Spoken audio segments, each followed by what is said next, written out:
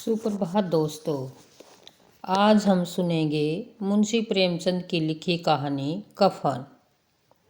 झोपड़े के द्वार पर बाप और बेटा दोनों एक बुझे हुए अलाव के सामने चुपचाप बैठे हुए थे और अंदर बेटे की जवान बीवी बुधिया प्रसव वेदना में पछाड़ खा रही थी।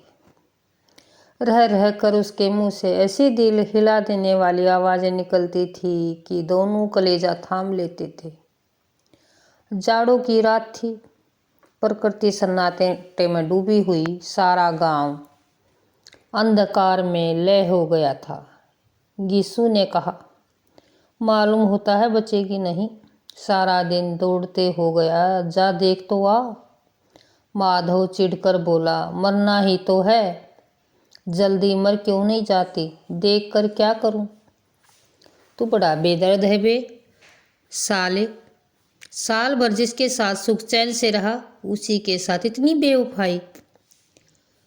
तो मुझसे तो उसका तड़पना और हाथ पांव पर टकना नहीं देखा जाता। चमारों का कुनबा था और सारे गांव में बदनाम। गीसू एक दिन काम करता तो 2-3 दिन आराम करता। माधव इतना कामचोर था कि आध घंटे काम करता तो घंटे भर चिलम पीता। इसलिए उन्हें कहीं मजदूरी ना मिलती थी। घर में मुट्ठी भर भी अनाज मौजूद हो तो उनके लिए काम करने की कसम थी। जब 2-4 फाके हो जाते तो गीसू पेड़ पर चढ़कर लकड़ियाँ तोड़ लाता और माधव बाजार से बेच लाता। जब तक पैसे रहते दोनों इधर उधर मारे मारे फिरते। गांव में कमी नहीं थी। किसानों का गांव था। मेहनती आदमी के लिए 50 काम थे, मगर इन दोनों को उसी वक्त बुलाते थे जब 2 आदमियों से एक का काम पाकर भी संतोष कर लेने के सिवाय कोई चारा ना होता। अगर दोनों साधु होते तो उन्हें संतोष और धैर्य के लिए संयम और नियम की बिल्कुल ज़रूरत न होती। यह तो उनकी प्रकृति थी। विचित्र जीवन था इनका। घर में मिट्टी के 2-4 बर्तनों के सिवाय कोई संपत्ति नहीं। फटे चीथड़ों से उनकी नग्नता को ढाके हुए जिए जाते थे। संसार की चिंताओं से मुक्त, कर्ज से लदे हुए, गालियां भी खाते, मार भी खाते, मगर कोई गम नहीं। दीन इतने कि वसूली की बिल्कुल आशा न रहने पर भी वे लोग उन्हें कुछ न कुछ कर्ज दे देते थे।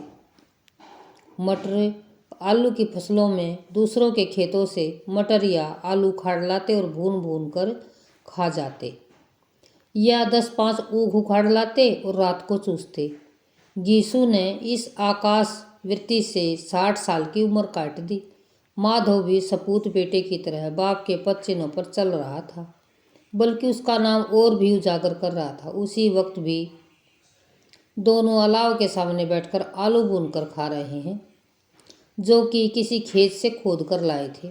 गीसू की स्त्री का तो बहुत दिनों पहले ही देहांत हो गया और माधव का ब्याह पिछले साल हुआ था। जब से औरत आई थी उसने इस खानदान में व्यवस्था की नींव डाली और इन दोनों बेगैरतों का दोजख भरती थी। जब से वह आई यह दोनों और भी आलसी और आराम तलब हो गए थे, बल्कि कुछ अकड़ने भी लगे थे। कोई कार्य करने को बुलाता तो निर्ब्याज भाव से दुगनी मजदूरी मांगते। वही औरत आज प्रसव वेदना से मर रही थी और दोनों इस इंतजार में थे कि यह मर जाए तो आराम से सोएं। गीसू ने आलू निकालकर छीलते हुए कहा, जाकर देख तो लो क्या दशा है उसकी। चुड़ैल का फिसाद होगा और क्या। यहाँ तो ओझा भी 1 रुपया मांगता है।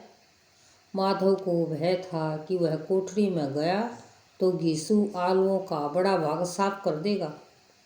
बोला, मुझे वहाँ जाते डर लगता है। डर किस बात का, मैं तो यहाँ हूँ ही, तो तुम ही जाकर देख लो ना। मेरी औरत जब मरी थी तो मैं 3 दिन तक उसके पास से हिला तक नहीं था, और फिर मुझसे लजाएगी कि नहीं। जिसका कभी मुंह नहीं देखा, आज उसका उगड़ा हुआ बदन क्यों कैसे देखूं। उसे तन की सूध भी तो ना होगी। मुझे देख लेगी तो खुलकर हाथ पाँव भी ना पटक सकेगी। मैं सोचता हूँ कोई बाल बच्चा हो गया तो क्या होगा। सौंठ, गुड़, तेल कुछ भी तो नहीं है घर में, सब कुछ आ जाएगा, भगवान दे तो। जो लोग अभी एक पैसा नहीं दे रहे थे वे कल बुलाकर रुपये देंगे। मेरे 9 लड़के हुए, घर में कुछ ना था, मगर भगवान ने किसी न किसी तरह बेड़ा पार ही लगाया। जिस समाज में रात दिन मेहनत करने वालों की हालत उनकी हालत से कुछ बहुत अच्छी ना थी, किसानों के मुकाबले में वे लोग जो किसानों की दुर्बलताओं से लाभ उठाना जानते थे कहीं ज़्यादा संपन्न थे। वहाँ इस तरह की मनोवृत्ति का पैदा हो जाना कोई अचरज की बात ना थी। हम तो कहेंगे गीसू किसानों से कहीं ज़्यादा विचारवान था और किसानों के विचार सुनने समूह में शामिल होने के बदले बैठकबाजों की कुत्सित मंडली में जा मिला था। हाँ, उसमें यह शक्ति ना थी कि बैठकबाजों के नियम और नीति का पालन करता। इसलिए जहाँ उसकी मंडली के और लोग गांव के सरगना और मुखिया बने हुए थे, उस पर सारा गांव उंगली उठाता था। फिर भी उसे यह तस्कीन तो था ही नहीं। अगर वह फटे हाल है तो कम से कम उसे किसानों की सी जी तोड़ मेहनत तो नहीं करनी पड़ती और उसकी सरलता और निर्भयता से दूसरे लोग बेजा फायदा तो नहीं उठाते। दोनों आलू निकाल निकाल कर जलते जलते खाने लगे। कल से कुछ नहीं खाया था, इतना सब्र न था कि ठंडा हो जाने दें। कई बार तो दोनों की जबानें जल गई। छिल जाने पर आलू का बाहरी हिस्सा जबान, हलक और तालू को जला देता था और उसे अंगारे की मुंह में रखने से ज़्यादा खैरियत इसी में थी कि वह अंदर पहुंच जाए। वहाँ उसे ठंडा करने के लिए काफ़ी सामान थे, इसलिए दोनों जल्दी जल्दी निकल जाते। हालांकि इस कोशिश में उनकी आंखों से आंसू निकल आते थे। गीसू को उस वक्त ठाकुर की बारात याद आई जिसमें 20 साल पहले वह गया था।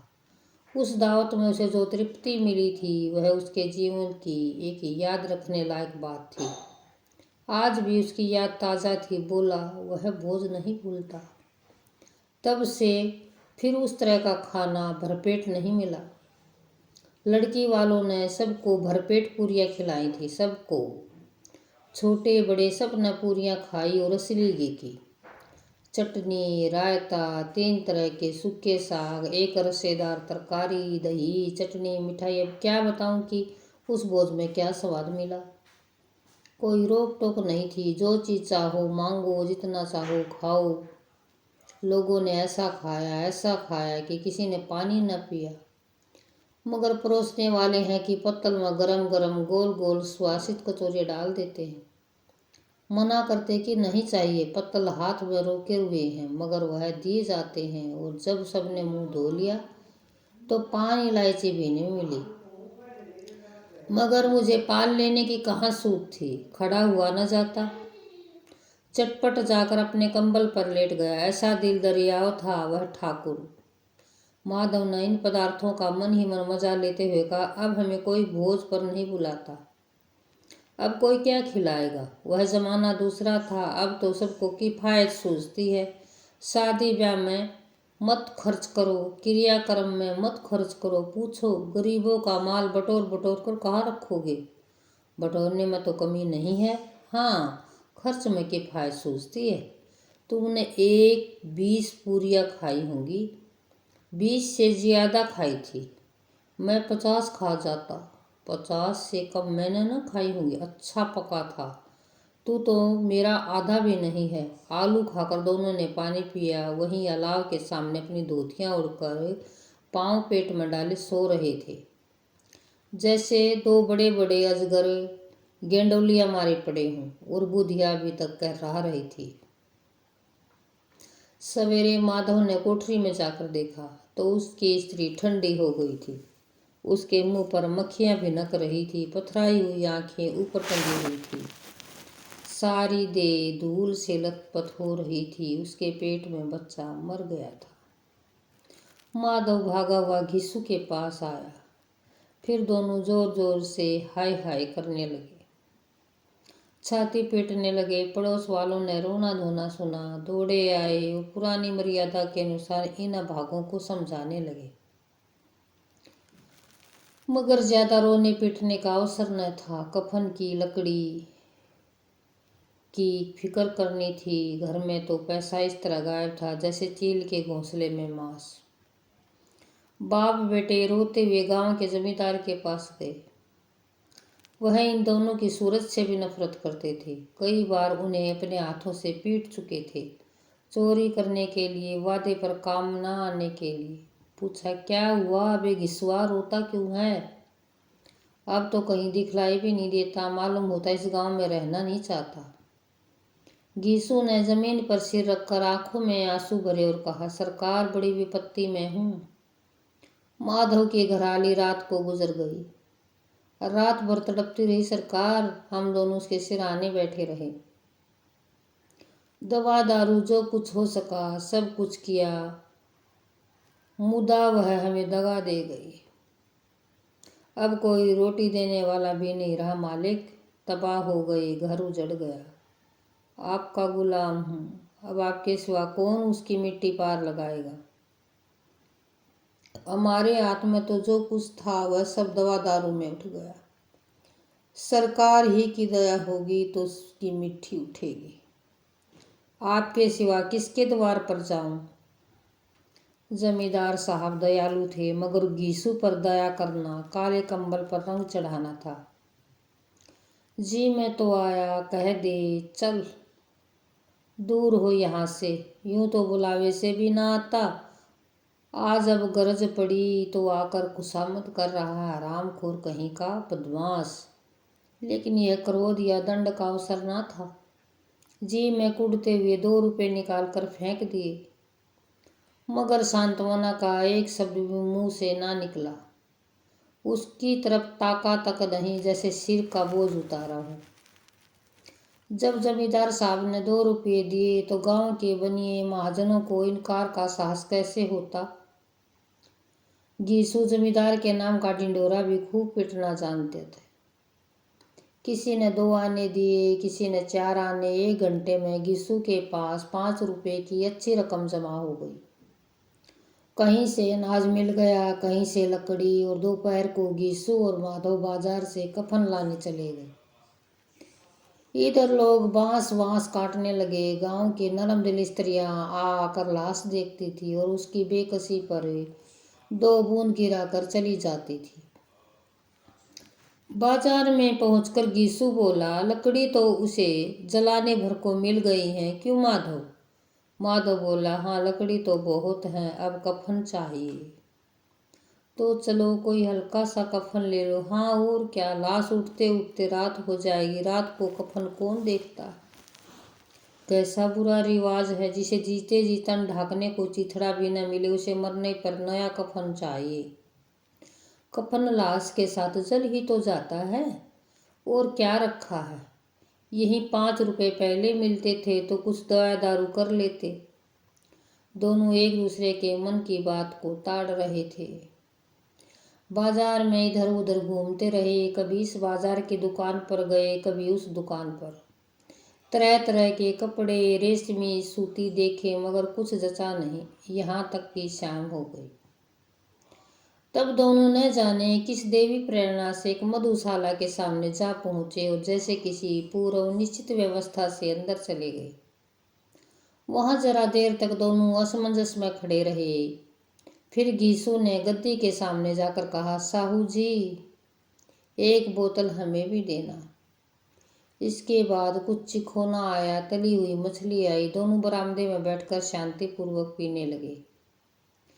कई कुंजियां ताबड़तोड़ पीने के बाद दोनों सरूर में आ गए।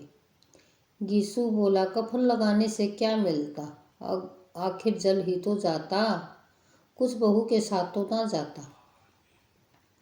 माधव आसमान की तरफ देखकर बोला, मानो देवताओं को अपनी निष्पापता का साक्षी बना रहा हो। दुनिया का दस्तूर है, नहीं लोग ब्राह्मणों को हजारों रुपए क्यों देते हैं? कौन देखता है परलोक में मिलता है या नहीं। बड़े आदमियों के पास धन है, फूके। हमारे पास फूकने को क्या है? लेकिन लोगों को क्या जवाब दोगे? लोग पूछेंगे, नहीं कफन कहाँ है? गीसू हंसा, अबे कह देंगे रुपए कमर से खिसक गए, बहुत ढूंढा, मिले नहीं। लोगों को विश्वास न आएगा, लेकिन फिर वही रुपए देंगे। माधव भी हंसा। इस अनअपेक्षित सौभाग्य पर बोला, बड़ी अच्छी थी बेचारी, मरी तो खूब खिला पिलाकर। आधी बोतल से ज्यादा उड़ गई। घिसू ने 2 शेर पूरियां मंगाई, चटनी, अचार और कलेंजिया। शराब खाने के सामने दुकान थी। माधव लपक कर 2 पतलों में सारे सामान ले आए। पूरा 1.5 रुपया खर्च हो गया। सिर्फ थोड़े से पैसे बच रहे। दोनों इस वक्त इस छान में बैठे पूरियां खा रहे थे जैसे कोई जंगल में शेर अपना शिकार उड़ा रहा हो। न जवाबदेही का खौफ था, न बदनामी की फिक्र। इन भावनाओं को उन्होंने बहुत पहले ही जीत लिया था। घिसू दार्शनिक भाव से बोला, हमारी आत्मा प्रसन्न हो रही थी तो क्या उसे पुत्र न होगा? माधव ने श्रद्धा से सिर झुकाकर तस्दीक की। जरूर से जरूर होगा, भगवान तुम अंतर्यामी हो। उसे बैकुंठ में ले जाना। हम दोनों हृदय से आशीर्वाद दे रहे हैं। आज जो भोजन मिला वह कभी उम्र भर ना मिला था। एक क्षण के बाद माधव के मन में शंका जागी और बोला, क्यों दादा, हम लोग भी एक न एक दिन वहां जाएंगे ही। घिसू ने इस भोले भाले सवाल का कुछ उत्तर ना दिया। वह परलोक की बात सोचकर इस आनंद में बाधा न डालना चाहता था। जो वहाँ वह हम लोगों से पूछे कि कितने तुमने कफन क्यों नहीं दिया तो क्या कहेंगे? कहेंगे तुम्हारा सिर। पूछेंगे तो जरूर, तू कैसे जानता है कि उसे कफन न मिलेगा? तू मुझे ऐसा गधा समझता है? 60 साल के दुनिया में घास खोदता रहा हूँ, उसको कफन मिलेगा और बहुत अच्छा मिलेगा। माधव को विश्वास न आया। कौन देगा? रुपए तो हमने चट कर लिए। वह तो मुझसे पूछेगी, उसकी मांग में सिंदूर तो मैंने डाला था। कौन देगा? बताते क्यों नहीं? वही लोग देंगे जिन्होंने अब की दिया। हाँ, अब की रुपए हमारे हाथ ना आएंगे। ज्यों ज्यों अंधेरा बढ़ता गया, सितारों की चमक तेज होती गई। मधुशाला की रौनक बढ़ती गई। कोई गाता, कोई डींग मारता था, कोई अपने संगी के गले में लिपट जाता था, कोई अपने दोस्त के मुंह में कुल्हड़ लगाए देता था। वहाँ के वातावरण में सरूर था, हवा में नशा था। कितने तो यहाँ आकर एक चुल्लू में मस्त हो जाते हैं। शराब से ज्यादा यहाँ की हवा उन पर नशा करती थी। जीवन की बाधाएं यहाँ खींच लाती थी और कुछ देर के लिए भूल जाते थे कि वे जीते हैं या मरते हैं, या न जीते हैं न मरते हैं। और यह दोनों बाप बेटे अब मजे ले लेकर चुस्कियाँ ले रहे थे। सबकी निगाहें उनकी ओर जमी हुई थी। दोनों कितने भाग्य के बली हैं। पूरी बोतल बीच में है। भरपेट खाकर माधव ने बची हुई पूरियों का पत्थर उठाकर एक भिखारी को दे दिया, जो खड़ा इनकी ओर भूखी आंखों से देख रहा था और देने के गौरव, आनंद, उल्लास का अपने जीवन में पहली बार अनुभव किया। घिसू ने कहा, ले जा, खूब खा और आशीर्वाद दे। जिसकी कमाई है वह तो मर गई, मगर तेरा आशीर्वाद उसे जरूर पहुंचेगा। रोए रोए से आशीर्वाद दो, बड़ी गाढ़ी कमाई के पैसे हैं। माधव ने फिर आसमान की तरफ देखकर कहा, वह बैकुंठ में जाएगी दादा, बैकुंठ की रानी बनेगी। घिसू खड़ा हो गया, जैसे उल्लास की लहरों में तैरता हुआ बोला, हाँ बेटा, बैकुंठ में जाएगी। किसी को सताया नहीं, किसी का दबाया नहीं। मरते मरते हमारी जिंदगी में सबसे बड़ी लालसा पूरी हो गई। वह वैकुंठ न जाएगी तो क्या मोटे मोटे लोग जाएंगे, जो गरीबों को दोनों हाथों से लूटते हैं और अपने पाप को धोने के लिए गंगा में नहाते हैं, मंदिरों में जल चढ़ाते हैं। श्रद्धालुओं का यह रंग तुरंत ही बदल गया। अस्थिरता नशे की खासियत है। दुख और निराशा का दौरा हुआ। माधव बोला, मगर दादा, बेचारी ने जिंदगी में बड़ा दुख भोगा, कितना दुख झेल कर मरी। वह आंखों पर हाथ रख कर रोने लगा, चीखे मार मार कर। घिसू ने समझाया, क्यों रोता है बेटा? खुश हो कि वह माया जाल से मुक्त हो गई और जंजाल से छूट गई।